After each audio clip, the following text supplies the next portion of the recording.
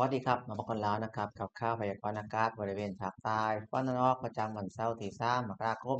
2519นะครับมาได้ข้อมูลพร้อมๆกันเลยนะครับว่าสถานการณ์บ้านเราเป็นยังไงบ้างครับ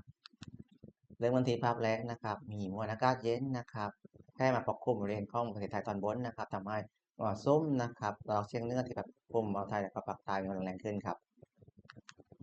มาถึงภาพถ่ายดาวเทียมเวลาสุดนะครับจะเห็นว่าวันนี้นะครับก็มีเมฆเพิ่มขึ้นนะครับตั้งแต่สุราษฎร์ธานีลงไปนะครับ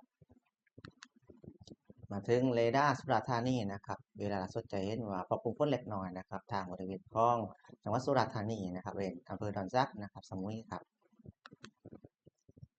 มาถึงเรดาร์สิงห์ฟ้านะครับเวลาสนใจเห็นว่าปกคลุมฝนบริเวณนะครับอ่าสุราษฎร์ธานีนะครับแล้วก็นครศรีธรรมราชนะครับเล็กน้อยครับรายงานอุณหภูมิครับอุณหภูมิสูงสุดเมื่อวันนี้วัดได้ที่33.2องศาเซลเซียสที่อำเภอปะแซจังหวัดสุราษฎร์ธานีครับ ส่วนอุณหภูมิต่ำสุดนะครับวัดได้ที่17.5องศาเซลเซียสที่ตำบลหนองพลับอำเภอหัวหินจังหวัดประจวบคีรีขันธ์ครับมาถึงรายงานปริมาณน้ำฝน24ชั่วโมงนะครับจำวันที่3มกราคม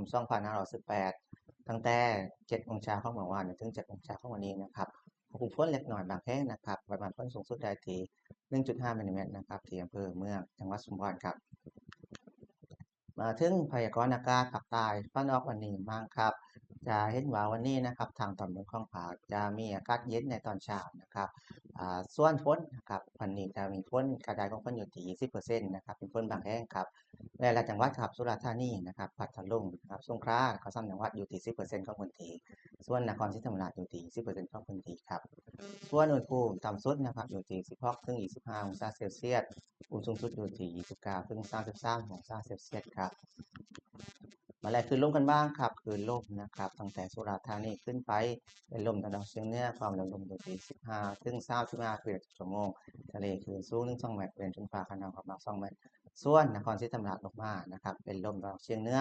ความเร็วลมอยู่ที่20ถึง35กิโลเมตรต่อชั่วโมงทะเลคลื่นสูงประมาณ2เมตรเป็นชนฟ้าขนองความยาว2เมตรนะครับยังไงฝากพี่น้องชาวเรือนะครับและนี่นะครับคลื่นลมก็แรงขึ้นนะครับให้แน่นนะครับการเดินเรือนะครับโดยเฉพาะอ่าวไทยนะครับตอนล่างนะครับ ก็เดินเรือด้วยความระวังครับเรียกบริเวณพื้นที่ภาคกันนอกครับสำหรับการขาดไม้นะครับศาสนาการ7วันหลบหน้านะครับภาคใต้ข้างนอกตอนบนตั้งแต่ปัตตานีถึงสุราษฎร์ธานีนะครับวันนี้นะครับจนถึงวันที่6นะครับมีฝนอยู่ที่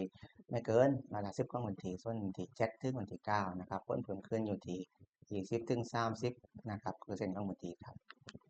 สำหรับภาคใต้ข้างนอกตอนล่างนะครับตั้งแต่นครศรีธรรมราชจนถึง3จังหวัดนะครับ วันนี้นะครับจนถึงวันที่6นะครับการได้ไฟของฝนอยู่ที่20ถึง30%ของพื้นที่ส่วนตั้งแต่วันที่7ถึงวันที่9ฝนเพิ่มขึ้นอยู่ที่40ถึง60%ของพื้นที่แล้วก็มีนักได้บางแห่งครับสำหรับวันนี้นะครับข้อจบรายงานข่าวพยากรณ์อากาศโดยเพียงแค่นี้ครับ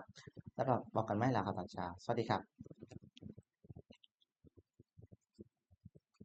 อุตุนิยมวิทยายุคใหม่แจ้งข่าวฉับไวใส่ใจปวงชน